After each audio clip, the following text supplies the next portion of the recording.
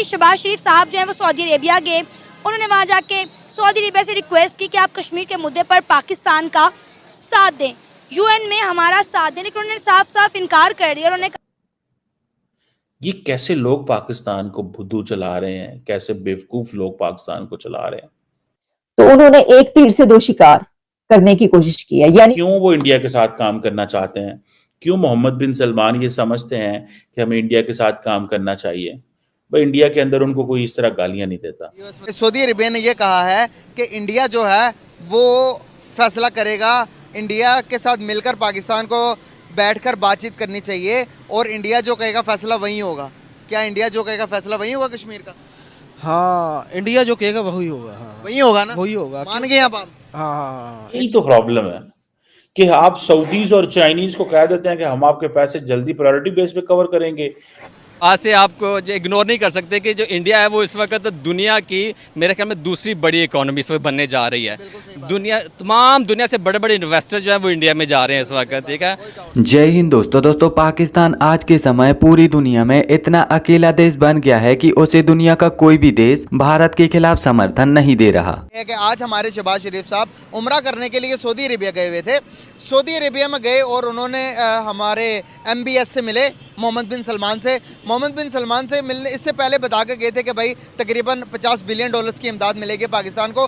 50 billion तो नहीं मिल सकी, उसमें से एक जीरो माइनस हो गया, $5 बिलियन की इमदाद लेके वो आए हैं। और सऊदी अरेबिया ने इसके अलावा एक कश्मीर के मामले में एक बहुत बड़ा बयानिया दिया है। उन्होंने ये कहा कि कश्मीर का मसला पाकिस्तान और इंडिया का है और इंडिया बैठकर इस मसले को सॉर्ट आउट करेगा। क्या कहना चाहेंगे, कितने रिलेशन हमारे मजबूत हैं सऊदी के साथ या फिर इंडिया के साथ मजबूत है? मेरे ख्याल में ये जो पाकिस्तान और सऊदी अरब के जो रिलेशंस थे वो पहले बहुत अच्छे हुआ करते थे, लेकिन ग्रेजुअली अभी उनके हमारे रिलेशन बहुत ज़्यादा ख़राब हो चुके हैं, क्योंकि जो हमारी पॉलिटिकल सिचुएशन चल रही है इस वक्त पाकिस्तान के अंदर, इलेक्शंस हुए, इसमें रिगिंग भी हुई नहीं हुई ये अलग मैटर है, ठीक है, लेकिन हमारे रिलेशंस दिन ब दिन ख़राब हुए हैं। जो इमदाद उन्होंने हमें अगर प्रॉमिस की है देने के लिए और नहीं पूरी की, वो नहीं करेंगे क्योंकि पॉलिटिकली अनस्टेबिलिटी है इस वक्त, ठीक है। अभी भी जो हुकूमत चल रही है हमारे यहाँ पे PMLN की गवर्नमेंट चल रही है, इस गवर्नमेंट के होते हुए इसमें बहुत ज़्यादा प्रॉब्लम्स हैं, जिसकी वजह से पूरी दुनिया को ये दिख रहा है कि हमारे उनके साथ रिलेशंस दिन ब दिन ख़राब होंगे, जो बेहतर नहीं होंगे।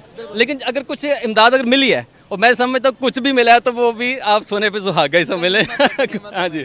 और सेकंड बात आपने की है कि जो इंडिया और पाकिस्तान के रिलेशंस है और उसमें जो हमारा जो मेन प्रॉब्लम है, जो इशू है वो कश्मीर है। कश्मीर का प्रॉब्लम देखिए, दुनिया की बड़ी बड़ी जो जंगें जितनी भी आजकल हुई हैं ना, उनके सोल्यूशन बैठकर मुज़ाकरात के साथ ही किए जाते हैं। मैं समझता हूँ कि पाकिस्तान को ये चाहिए कि इंडिया के साथ। जी हाँ दोस्तों, हाल ही में पाकिस्तान के PM सऊदी अरबिया गए थे। जी हाँ, सऊदी अरबिया जाते ही सऊदी अरबिया वाले सोचे कि पाकिस्तान फिर से आ गया भीख मांगने के लिए, लेकिन वैसा बात नहीं था।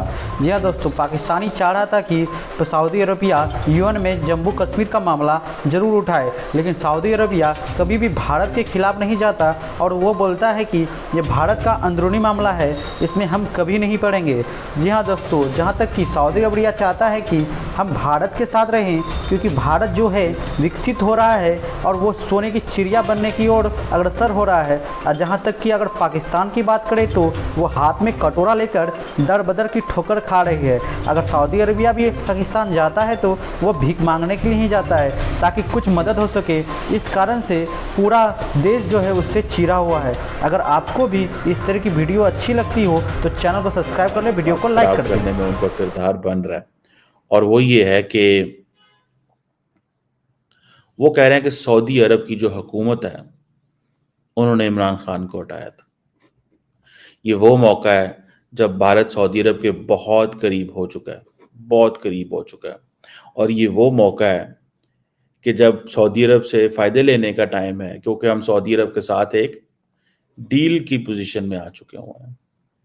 पहले तो हमने सुना था, जैसे मैंने पहले बताया, कि $25 अरब की इन्वेस्टमेंट आएगी। मोहम्मद बिन सलमान जो है उन्होंने ऐलान कर दिया, लेकिन फिर पता चला उन्होंने कहा नहीं $5 अरब की इन्वेस्टमेंट आएगी। और हमें सऊदी क्राउन प्रिंस मोहम्मद बिन सलमान जो है उनका जो विजन 2030 है उसकी समझ ही नहीं आई, जिसकी भारत को समझ आ गई। सो पाकिस्तान की मिलिट्री और पाकिस्तान की जो सिविल लीडरशिप है ये 2019 से लेके 2022 4 साल तक ऑलमोस्ट फैसले नहीं कर सके। उसकी वजह क्या है? क्योंकि हमें उस पैसे की आदत पड़ी हुई थी जो गायब हो जाता था, जिसकी अकाउंटेबिलिटी कोई नहीं थी, जिसको ट्रेस नहीं किया जा रहा था।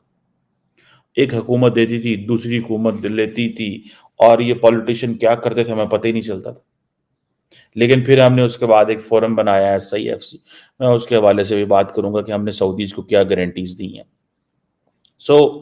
जनाब, अब हम सऊदी अरब को कहते हैं कि सऊदी अरब, इमरान खान की पार्टी ये कहती है कि ये सऊदी अरब है, इसका बड़ा किरदार है, इसका बड़ा किरदार है किस चीज में? इमरान खान की हुकूमत को हटाने में।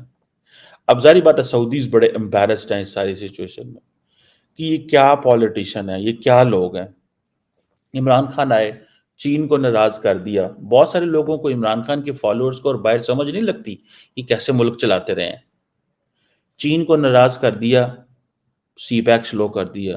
तो जो लोग नहीं चाहते थे कि CPEC चले, या जो लोगों की पोजीशन CPEC के ऊपर फर्क थी, तो उन्होंने क्या किया? उन्होंने कह रही थी CPEC तो नहीं चलेगा क्योंकि CPEC तो गलत ग्रांट्स दी हुई हैं। यही चीज बहुत सारे जो वेस्टर्न पावर्स थी वो कह रही थी कि भाई CPEC तो आपने सही मुआहदे नहीं किए हुए। अच्छा, मैं टेक्निकली बात बताऊं, ये बात सही है इन चीज में कि मुआहदे जो हैं वो बड़े सीक्रेट हैं, कोई पता नहीं क्या है, लेकिन for the sake of running the system and then a new prime minister, you are a new in government, आप जो है आपने किया क्या यार? ठीक है जनाब। जनाब, ये चीज जो है वो सामने आई है कि CPEC भी बंद कर दिया, चाइना पाकिस्तान इकोनॉमिक कॉरिडोर भी बंद कर दिया। ठीक है जनाब, इमरान खान साहब के दौर में। अभी पाकिस्तान कह रहा है जी हम होल ऑफ गवर्नमेंट अप्रोच लेना चाहते हैं। अभी हमने एक अदारा बनाया है SIFC, one stop shop for investors, जिसे कह लें आप।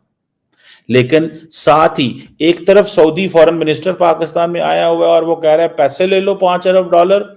दूसरी तरफ एक पार्टी है जो कह रही है कि नहीं, दूसरी तरफ एक पार्टी है जो कह रही है नहीं। ये हुकूमत जो है, इमरान खान की पार्टी कह रही है कि ये सऊदी अरब ने तो हमारे वजीर आजम को हटाया था।